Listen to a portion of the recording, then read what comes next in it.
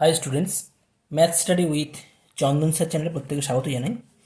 আজকে আমরা দ্বাদশ শ্রেণীর গণিতের উপর যে চ্যাপ্টার নিয়ে আলোচনা করব, ভেক্টর বীজগণিত বা ভেক্টর অ্যালজেব্রা। ঠিক আছে, তো ভেক্টর বীজগণিত বা ভেক্টর অ্যালজেব্রা শুরু করার আগে বলে দিই, এই যে চ্যাপ্টারটা, সেই চ্যাপ্টারটা নেওয়া হয়েছে তোমাদের যে ইউনিট থেকে। ইউনিটের নাম হচ্ছে ভেক্টর এবং ত্রিমাত্রিক স্থানাঙ্ক জ্যামিতি বা 3D। ওকে, 3D জিওমেট্রি। তো তার আগে আসি যে এই ইউনিট থেকে তোমাদের মোট কত নম্বর তোমাদের এক্সামে যে আসে, এক্সামে মোট কত নম্বর থাকে। ঠিক আছে, তো ভেক্টর ইউনিটের নাম হচ্ছে vector and vector plus 3D। ঠিক আছে, তো এখান থেকে তোমাদের এই যে হ্যাঁ ওয়েস্ট বেঙ্গল সিএইচএসি এক্সামে তোমাদের এখান থেকে যত নম্বর আসে সেটা হচ্ছে আমাদের এমসিকিউ প্রবলেম থাকবে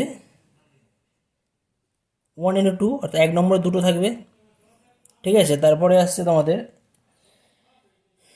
সংক্ষিপ্ত বা ভেরি শর্ট টাইপ যে answer, very short type question, VSQ, এটা থাকবে 2 নম্বরের একটা।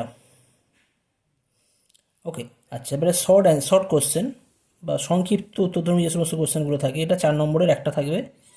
আর থাকবে লং কোশ্চেন, লং কোশ্চেন থাকবে 5 নম্বরের একটা।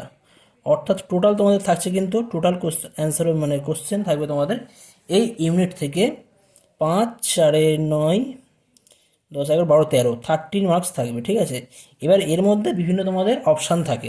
ঠিক আছে, এবার অপশানগুলো তোমাদের ভেক্টর অ্যালজেব্রার উপর থাকতে পারে, আবার 3D থেকে থাকতে পারে, তো সেগুলো তোমাদের কম্বাইন করে করতে হবে। ঠিক আছে, তো যাই হোক, তো আজকে শুরু করা হচ্ছে ভেক্টর অ্যালজেব্রা বা ভেক্টর বীজগণিত যেটা। তো বেসিক্যালি তোমরা ক্লাস 9 বা ক্লাস 10-এ তোমরা পড়েছো ভেক্টর কি বিষয়, বা ভেক্টর বলার আগে আসি রাশি। রাশি বলতে কি জানি, যেগুলো আমরা পরিমাপ করতে পারি, পরিমাপ যোগ্য যে কোনো বিষয়কে আমরা রাশি বলে থাকি। ঠিক আছে, তো এখন রাশিকে আমরা সাধারণত দুটো ভাগে ভাগ করি। রাশিকে আমরা কভাগে ভাগ করতে পারি? দুটো ভাগে। কি কি ভাগ আছে? তার মধ্যে দুটো ভাগ আছে। দুটো ভাগের মধ্যে একটা হচ্ছে স্কেলার রাশি আর অপরটা হচ্ছে ভেক্টর রাশি। তো স্কেলার রাশি আমরা কাদেরকে বলবো, বা কোন সমস্ত রাশিগুলোকে আমরা স্কেলার রাশি বলে থাকবো? সেই সমস্ত রাশিকে আমরা স্কেলার রাশি বলবো যাদের নির্দিষ্ট মান আছে কিন্তু কোনো অভিমুখ নেই। বিষয়টা আরও ক্লিয়ার হয়ে যাবে যদি আমি কোনো এক্সাম্পল দিই। সাপোজ ধরো ভর বা উচ্চতা, উচ্চতা বলতে গেলে দৈর্ঘ্য যেটা চলে আসছে, সময়, তো এগুলো কিন্তু এদের নির্দিষ্ট মান আছে কিন্তু কোনো ডিরেকশন কিন্তু আমরা পাবো না। বা ঘনত্ব বা তাপমাত্রা যেগুলো আছে, এগুলো সবই কিন্তু স্কেলার রাশি, কারণ এদের কোনো নির্দিষ্ট ডিরেকশান নেই। এখানে শুধুমাত্র একটা ভ্যালু পাবো, অনলি কোনো ভ্যালু পাবো। ঠিক আছে, ভ্যালু যদি নাম দিই A, B, C, বা যদি ভরের কথা বলি, ভরের ক্ষেত্রে কিলোগ্রাম, 1 কিলোগ্রাম, 2 কিলোগ্রাম, 5 কিলোগ্রাম, তো কোনো ডিরেকশান দেওয়া থাকে না। ঠিক আছে, অপরপক্ষে ভেক্টরের ক্ষেত্রে কী হয় না, সেক্ষেত্রে আমাদের মানও দেওয়া থাকে, তার সাথে কী থাকে, একটা নির্দিষ্ট অভিমুখ থাকে। তো যখনই আমরা ভেক্টরের কথা বলবো তখন কিন্তু অবশ্যই একটা আমাদের ডিরেকশানের কোশ্চেন চলে আসছে, ডিরেকশান বা অভিমুখের কথা চলে আসছে। ঠিক আছে, তো তাহলে ভেক্টরের এক্সাম্পল কী হবে? ভেক্টরের যে সমস্ত এক্সাম্পল হবে তার মধ্যে উদাহরণ যেটা বলা যেতে পারে, বলতে পারি আমরা সরণ, বেগ, বল, ত্বরণ, ওজন বা ভার যেগুলো আছে, এদের প্রত্যেকের কিন্তু নির্দিষ্ট মান আছে এবং নির্দিষ্ট অভিমুখ আছে। তো ছবিতে যদি আমরা কোনো এখানে এবি রেখাংশ নেওয়া হয়, এবি সরল রেখাংশ, এবি সরল রেখাংশকে আমরা সাধারণত এবি বার এই সাইন দিয়ে ইউজ করি, এবি সরল রেখাংশ। ঠিক আছে, এখন এই এবি সরল রেখাংশের যদি কোনো নির্দিষ্ট ডিরেকশান, আমরা যে অ্যারো সাইন দিয়েছি, অ্যারো সাইন দিয়ে আমরা যদি ডিরেকশান বোঝাই, তাহলে কিন্তু এটা তখন কী হয়ে যাচ্ছে না, একটা ভেক্টর হয়ে যাচ্ছে। আর সেই ভেক্টরকে আমরা রিপ্রেজেন্ট করি এবি অ্যারো সাইন দিয়ে। অর্থাৎ এখানে এবি ভেক্টরের প্রারম্ভিক বিন্দু বা ইনিশিয়াল পয়েন্ট হচ্ছে এই পয়েন্ট, এবং আমাদের টার্মিনাল পয়েন্ট বা অন্তিম বিন্দু হয়ে যাচ্ছে বি বিন্দু বা বি পয়েন্ট। ঠিক আছে, অর্থাৎ ভেক্টরকে আমরা নোটেশন ইউজ করছি এবি অ্যারো সাইন দিয়ে, এবি মাথায় অ্যারো বা তীর চিহ্ন। ঠিক আছে, তো এটাকে যদি আমরা ছোট স্মল এ দিয়েও আমরা প্রকাশ করতে পারি। এ ভেক্টর মানে কি বুঝবো? এ ভেক্টর মানে কিন্তু এবি ভেক্টর। ঠিক আছে, তো তাহলে এর একটা নির্দিষ্ট মান থাকবে, আর কি থাকবে? নির্দিষ্ট ডিরেকশান থাকবে। তো এর যে মান, এর মানটাকে আমরা ইউজ করে থাকি mod AB vector. Mod AB vector, অর্থাৎ এবি ভেক্টরের মডটাকে আমরা বলবো এবি ভেক্টরের মান, এর মডুলাসের ভ্যালু। ঠিক আছে, এখানে একটা বিষয় যে ভেক্টরের মান কিন্তু আমরা নেগেটিভ বলতে পারবো না, কারণ মড নেওয়া হয়।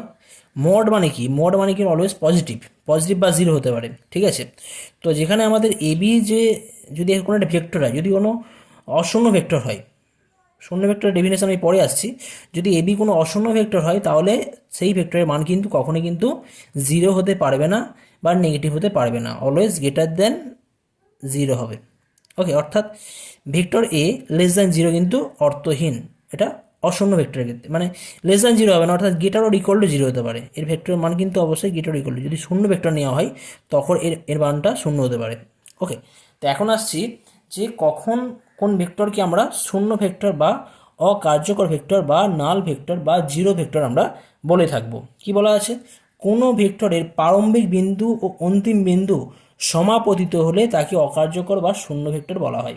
অর্থাৎ এই ইনিশিয়াল আর টার্মিনাল যে পয়েন্টগুলো রয়েছে, এই দুটো পয়েন্ট যদি একটা পয়েন্টে মিট করে যায়, এটাই এ পয়েন্ট আবার এটাই বি পয়েন্ট, তখন কিন্তু আমরা কিন্তু আর অন্য কোনো ভেক্টর পাবো না।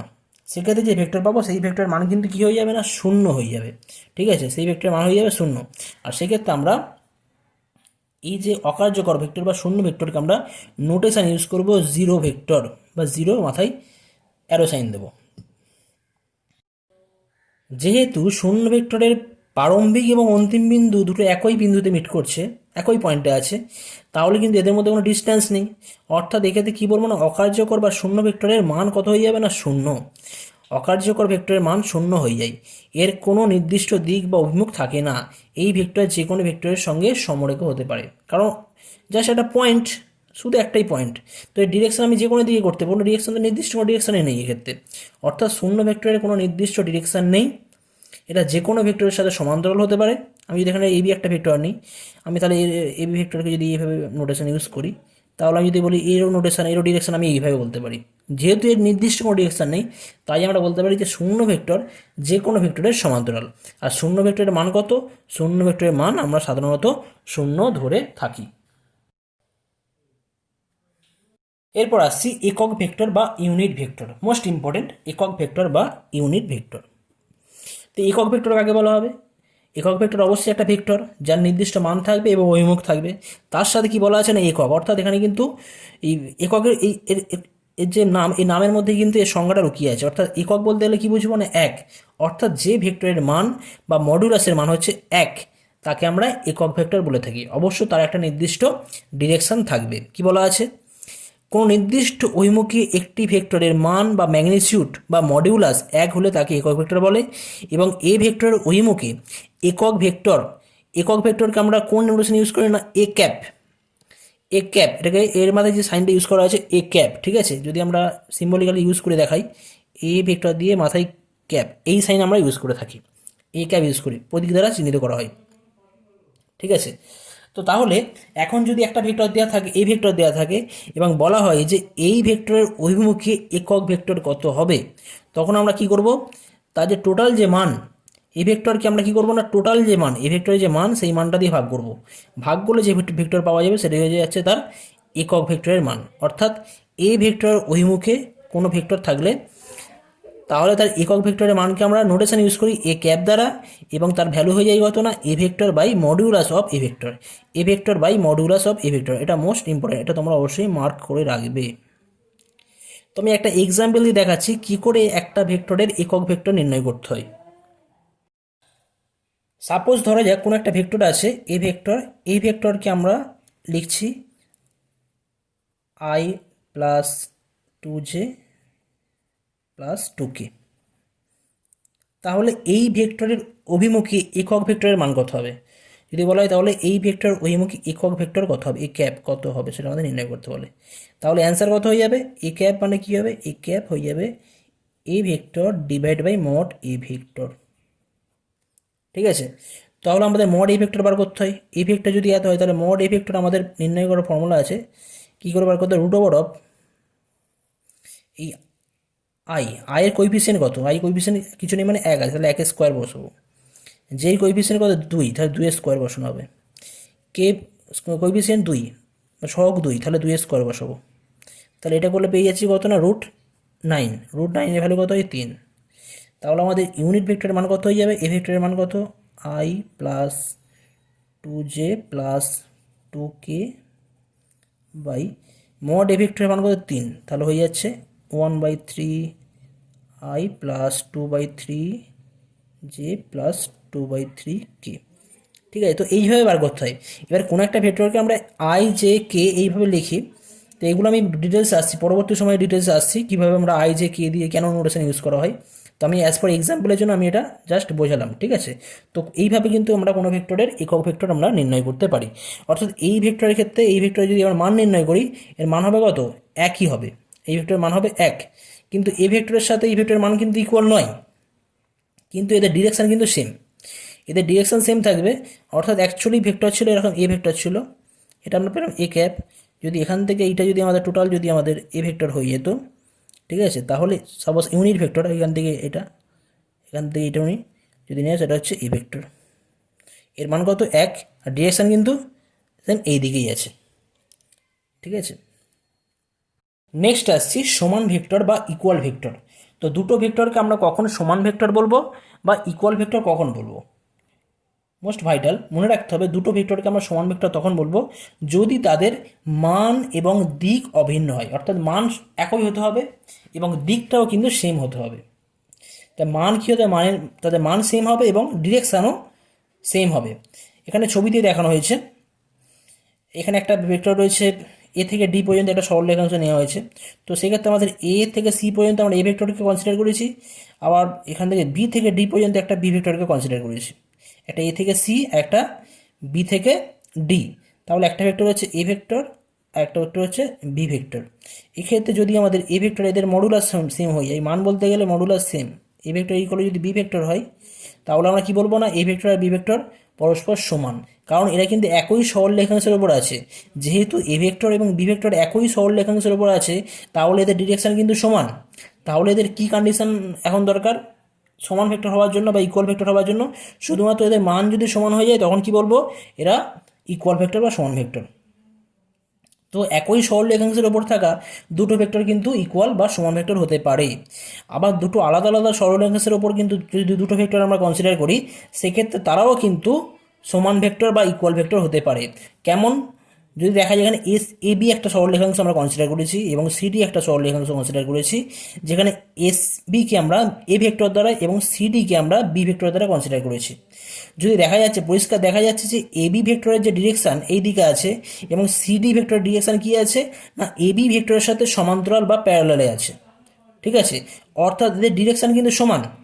আর যদি এখানে আমাদের এ বি ভেক্টরের মান মডুলাসের ভ্যালু ইকুয়াল টু সিডি ভেক্টরের মডুলাস যদি সেম হয়ে যায়, তাহলে আমরা কি বলবো না, এ ভেক্টর এবং বি ভেক্টর পরস্পর সমান। ঠিক আছে, তো আমাদের মানগুলো সমান হতে হবে, অর্থাৎ দুটো সমান্তরাল সরলরেখা, দুটো সমান্তরাল সরলরেখায় দুটো ভেক্টর যদি থাকে তারা কিন্তু ইকুয়াল ভেক্টর হতে পারে। শুধুমাত্র কী দরকার না, ভেক্টরগুলোর মান সমান হতে হবে, কারণ তারা সমান্তরাল হলে সমান ডিরেকশান সমান। কিন্তু ডিরেকশান অপোজিটে থাকলে কিন্তু হবে না, ডিরেকশান একই দিকে থাকতে হবে, ডিরেকশান সেম হতে হবে। নেক্সট আসছি নেগেটিভ বা অপোজিট ভেক্টর, অর্থাৎ ঋণাত্মক বা বিপরীত ভেক্টর কাকে বলা হয়। কি বলা আছে, দুটি ভেক্টরের মান সমান কিন্তু তাদের দিক বা অভিমুখ পরস্পর বিপরীত হলে তাদের একটিকে অপরটি ঋণাত্মক বা বিপরীত ভেক্টর বলা হয়। অর্থাৎ আমি যদি একটা ভেক্টর কনসিডার করি, এখানে এ থেকে বি, একটা এ রয়েছে আর বি রয়েছে, এটাকে আমি নোটেশন ইউজ করলাম এ ভেক্টর স্মল এ দ্বারা, আমি এ বি দ্বারাও নোটেশন ইউজ করতে পারতাম, আমি এটাকে সুবিধার জন্য আমরা এ ভেক্টর ইউজ করেছি। ঠিক আছে, তাহলে যদি আমরা ডিরেকশান জাস্ট চেঞ্জ করে দিই, জাস্ট যদি আমি এই একই ভেক্টর এ বি নিচ্ছি, আমি এ থেকে বি নিলাম, ডিরেকশান যদি চেঞ্জ করে দেয়, আগের ভেক্টরটা ডান দিকে ছিল ডিরেকশান, এখন যদি লেফট ডিরেকশান হয়, অপোজিটে ডিরেকশান হয়, তখন আমরা কি বলবো, এই ভেক্টরটাকে বলা হবে মাইনাস এ ভেক্টর। অর্থাৎ একটি প্রদত্ত ভেক্টর এ ভেক্টর এর বিপরীত ভেক্টর মাইনাস এ ভেক্টর প্রতীক দ্বারা প্রকাশ করা হয়। যেহেতু এ বি এবং বি এ ভেক্টর দুটির মান সমান কিন্তু তাদের দিক ও অভিমুখ পরস্পর বিপরীত, তাহলে আমরা কি বলবো, এ বি ভেক্টর সমান মাইনাস বি এ ভেক্টর। এটা আমাদের কিন্তু মনে রাখতে হবে। নেক্সট আসছি সদিশ বা অসদিশ ভেক্টর, অর্থাৎ লাইক অ্যান্ড আনলাইক ভেক্টর। কি বলা আছে, দুটি ভেক্টরকে সদিশ বলা হয় যদি তাদের দিক বা অভিমুখ অভিন্ন হয়, অর্থাৎ দিক এবং বা অভিমুখ যদি একই থাকে তখন তাদের বলা হয় লাইক ভেক্টর বা সদিশ ভেক্টর। আবার দুটি ভেক্টর অসদিশ বলা হয় যদি তাদের দিক বা অভিমুখ পরস্পর বিপরীত হয়।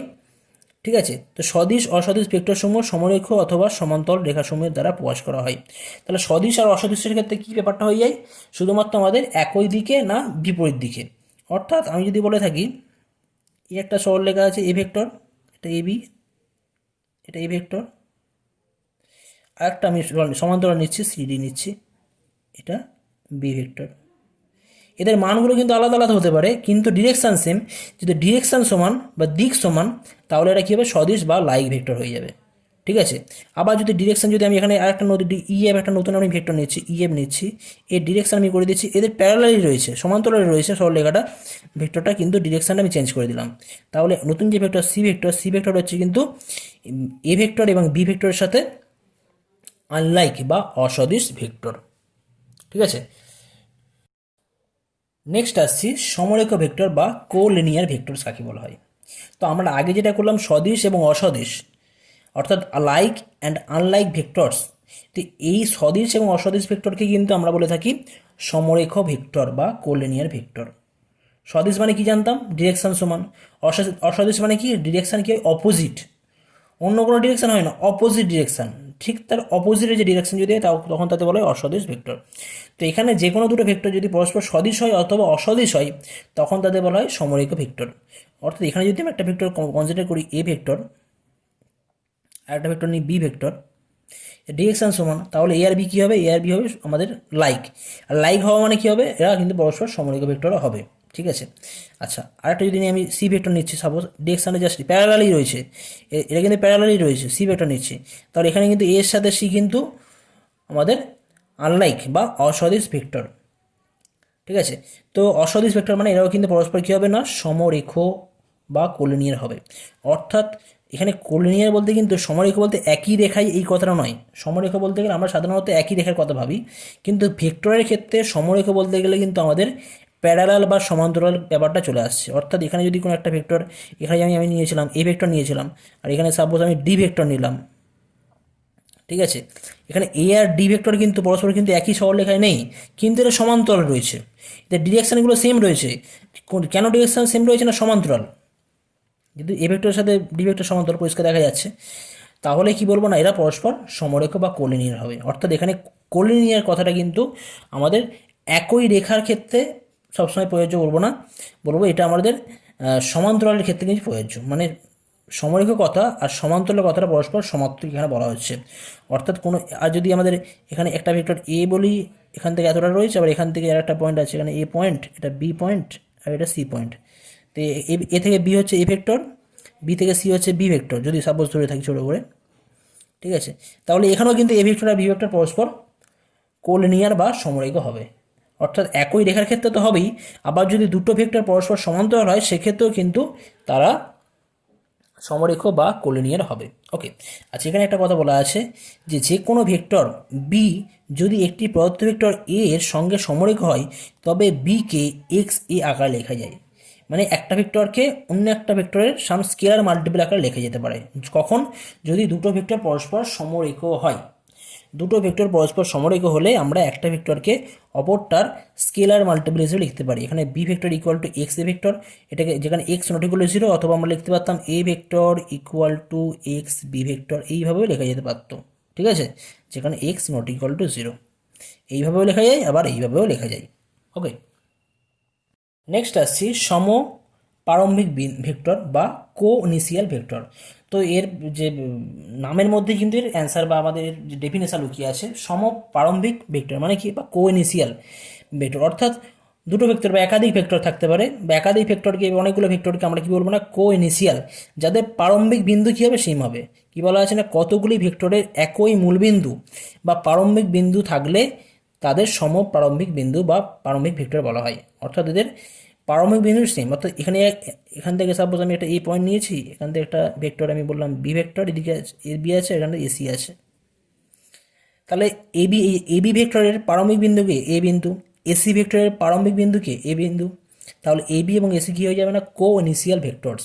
ঠিক আছে, এরা কিন্তু লাইক ভেক্টর বা আনলাইক বা কোলিনিয়ার কিন্তু নয়, কিন্তু এরা কিন্তু কো ইনিশিয়াল ভেক্টরস, কারণ এদের ইনিশিয়াল পয়েন্ট সেম। ঠিক আছে, নেক্সট আসছি সমতলিক বা একতলীয় বা কোপ্লানার ভেক্টরস কাকে বলা হয়। সমতলিক বা একতলীয় বা কোপ্লানার ভেক্টরস কাকে বলা হয়, কি বলা আছে, তিন বা তার বেশি সংখ্যক ভেক্টর একই সমতলে অবস্থিত হলে অথবা একই সমতলের সমান্তরাল ভাব হলে ভেক্টরগুলিকে সমতলিক বা একতলীয় বলা হয়।